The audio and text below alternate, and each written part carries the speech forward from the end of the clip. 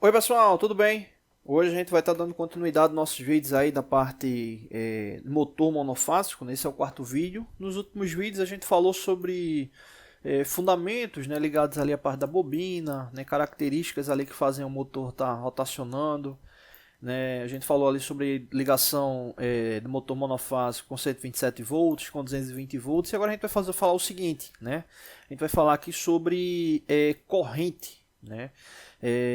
Corrente nominal, né? Quando a gente fala de corrente nominal, a gente está falando da corrente média ali estipulada ali pelo fabricante para que esse motor ele venha a receber, né? Ou seja, a corrente ali que ele vai estar consumindo, né? Na verdade, a corrente que ele vai estar consumindo ali para o seu funcionamento, né, o seu funcionamento normal. A gente sabe que relativo a problemas elétricos, né, essa corrente ela pode ter uma tendência a subir ou até diminuir, né, e por isso que é importante, além da corrente nominal, né, saber também a referência, né, da corrente com base no fator de serviço, né, que seria basicamente a corrente limite, né, para que esse motor ele não viesse a queimar, né? Mas vamos lá primeiro aqui para a nossa análise, né? Aqui tem uma placa, né, que a gente pegou aí na internet de um motor monofásico. E aí tem algumas características, né? No próximo vídeo, o último, a gente vai estar falando aqui sobre ligação e sobre esse termo aqui, que é o fator de proteção dele, né? Esse é o grau de proteção IP, que até um aluno tinha perguntado há pouco tempo, e aí eu vou falar sobre ele também no próximo vídeo. Mas aqui especificamente a gente vai falar ali sobre corrente. Corrente nominal, né, e a corrente com base ali no fator de serviço, que seria ali a corrente máxima permitida, né, ali para o sistema. Beleza, aqui a gente tem a fórmula, né, para esse cálculo da corrente nominal, né, que seria ali a potência, né, ali no caso você pegando o valor, né, em CV, né, o HP, e convertendo para watts, né? Então, basicamente, isso aqui em cima é a conversão para watts, né? Se a potência ela já tiver em watts, você já pode estar adicionando ela ali direto, né? Então, basicamente é isso. Vamos verificar ali a potência desse motor. Ó, a potência dele está aqui em cima, está lá em cima CV, né, entre parênteses HP, né, cavalo a vapor, horsepower. Está aqui e ele é de meio CV. Né, meio CV, motor monofásico, né, a nível de potência, ele vai estar ali em 3, 4, né, às vezes tem até alguns com potência um pouco maior do que isso, mas é difícil, né, é difícil. Aí você já normalmente já tem uma tendência para uma potência maior para passar para um motor trifásico, né. Inclusive aqui ao lado tem até informação também aqui da potência, ó. Tá aqui, ó, só que tá aqui em kilowatts, né, o quilowatts, né, enfim. Tá 0,37. Então aqui na verdade já é uma relação de conversão, né? Eu não tinha percebido isso aqui antes, mas já é uma relação aqui de conversão, né? Ou seja, meio CV equivale a 0,35 kW, né? Então no caso aqui, né, a substituição, ou você substituiria esse aqui por 0,5 e multiplica por 736, que no caso aí é em CV, ou, né, já coloca o valor em questão, né, o valor em questão, o valor convertido. Só que não colocaria 0,37, né, porque ele está em quilowatts. Né? No caso aí ele teria que estar em watts, né, que dá aí 370 watts. Né? Se a gente for verificar aqui, né, no caso aqui quando eu montei a fórmula eu já coloquei em CV, né, então aqui tem essa relação da conversão 0,5 por 736, observe o valor que vai dar, ó, 368, então ali está arredondado para, vou colocar aqui ao lado, né? Aqui seria o watts, e no caso lá em cima está em quilowatts, né? Só que no caso lá está 0,37, né? Só arredondamento aí dentro de uma margem de tolerância. Só que no caso para a fórmula, se a gente fosse pegar lá direto, a gente teria que pegar esse valor em watts, ou seja, em vez de colocar 0,37, iria colocar aqui 370, beleza? E aí o 368, como eu falei para vocês, é a relação da conversão porque ele é de meio CV, né? Ou seja, meio CV é igual a 368 watts, que é a mesma coisa em quilowatts de 0,368. Só que aí na plaquinha de identificação ele está aqui arredondado. Beleza. Os outros elementos, né? Aqui a tensão, né? Que é o V. Aqui tem um detalhe interessante, né? Ele coloca aqui, ó, 110 até 127 volts, né? O tipo de ligação dele que a gente vai ver no próximo vídeo. E aqui também a alimentação 220 até 254 volts, né, que é a ligação dele. Então no caso ele funciona para os dois. Então no caso aqui eu estou verificando aqui com 110, né, 110 volts, né, 110 volts, beleza? Então é a tensão que eu estou utilizando aqui na fórmula. Tá aqui ó, substituído 110.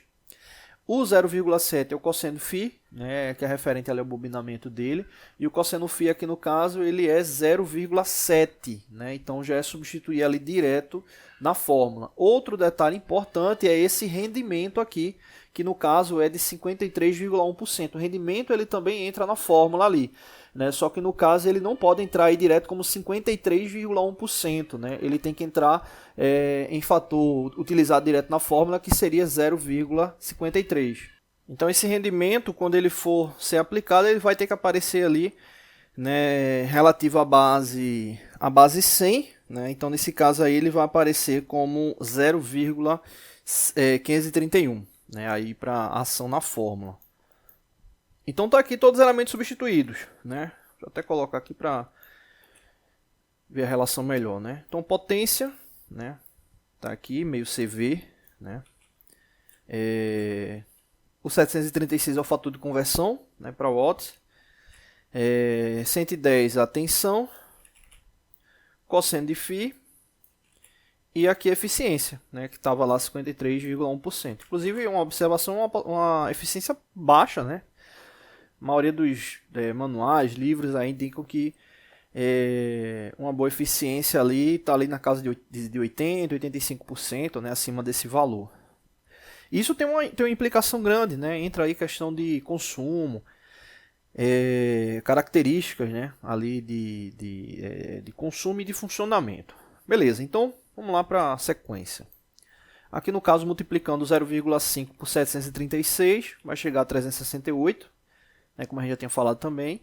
E aqui embaixo, né, no denominador, vai ficar 40,887. Né? Dividindo um pelo outro, a gente vai chegar aqui a corrente nominal de 9 amperes. Né, 9 amperes. Né? Então, nesse caso aqui, essa é a corrente nominal de alimentação para esse motor. Né? A corrente ali de chegada ali para ele que ele necessita. Né? Isso aqui tem um detalhe muito importante. Né? Porque essa corrente nominal ela te dá base para consumo e, obviamente, ali para a bitola de ligação, né? A bitola ali de cabeamento. Né? Beleza. Só que tem um outro detalhe que é esse aqui, ó. Fator de serviço, né? No caso aqui o fator de serviço é 1,25. Esse fator de serviço ele vai te dar base aí para poder calcular ali a corrente máxima que o motor suporta, né? Ou seja, se a gente for ver uma análise metrológica, né? Nesse caso aqui a gente tem a corrente nominal e teria a corrente máxima, né? Teria a corrente máxima. Só que acontece algumas vezes que esses equipamentos, né, eles não têm uma tolerância, né? Às vezes esse fator de serviço aqui é 1, né, 1,0, ou seja, significa que a corrente nominal é a limite para ele ali de funcionamento, né? Então a nominal ali já é o limite para ele, acima desse valor, né, o equipamento ele corre risco aí de ter problemas. Beleza, né? E aí vem a questão, como calcular, né, essa corrente limite? É só pegar a corrente nominal e multiplicar pelo fator de serviço. Né? Ou seja, 9 vezes 1,25.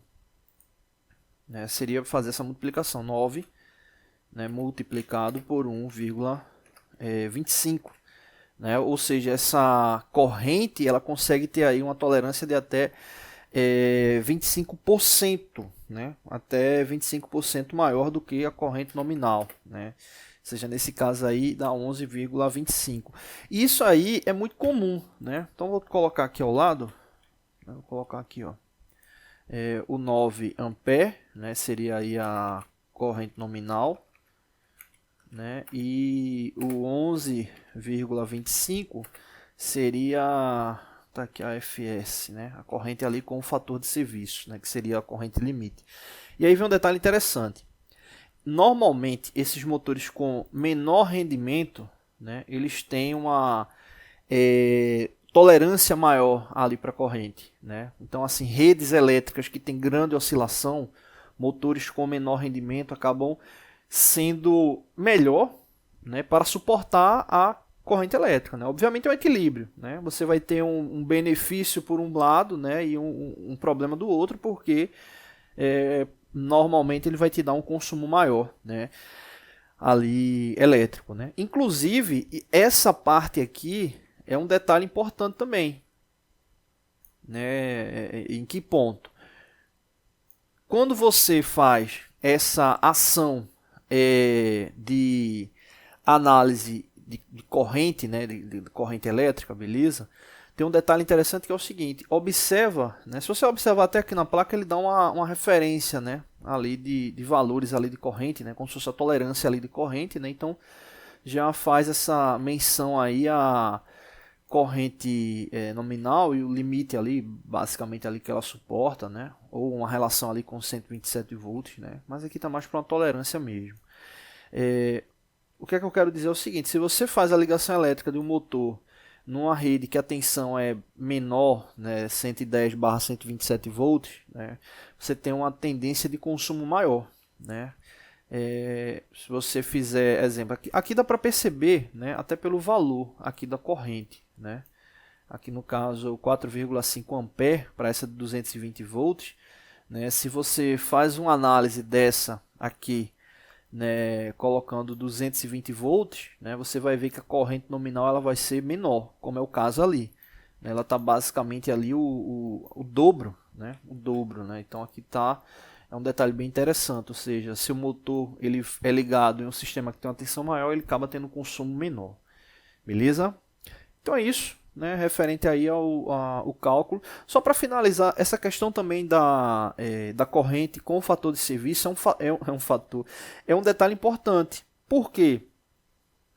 Se a gente for ali para o sistema elétrico, né, a ligação do motor, aqui está a parte de funcionamento dele, mas existe também a parte de proteção. O que é que pode estar protegendo ali um motor? Entra a questão ali do disjuntor, né? O disjuntor ali com limite de corrente, né? Ou seja, se tem um pico de corrente, o disjuntor desarma, né? Relé térmico, inversor de frequência, né? E esses elementos, eles são parametrizados ou selecionados com base nessa corrente nominal e com base nessa corrente essa corrente limite, né? Então, exemplo, se você pega um ventilador, né, por exemplo, o que acontece? Se com o passar do tempo ele vai aquecendo, né, por exemplo, poeira, sujeira, coisa do tipo, faz com que se tenha ali um consumo maior, né, de corrente, né? Ele vai estar esquentando ali, então o relé térmico ele vai estar pegando ali esse aumento, né, da corrente aí com base nesse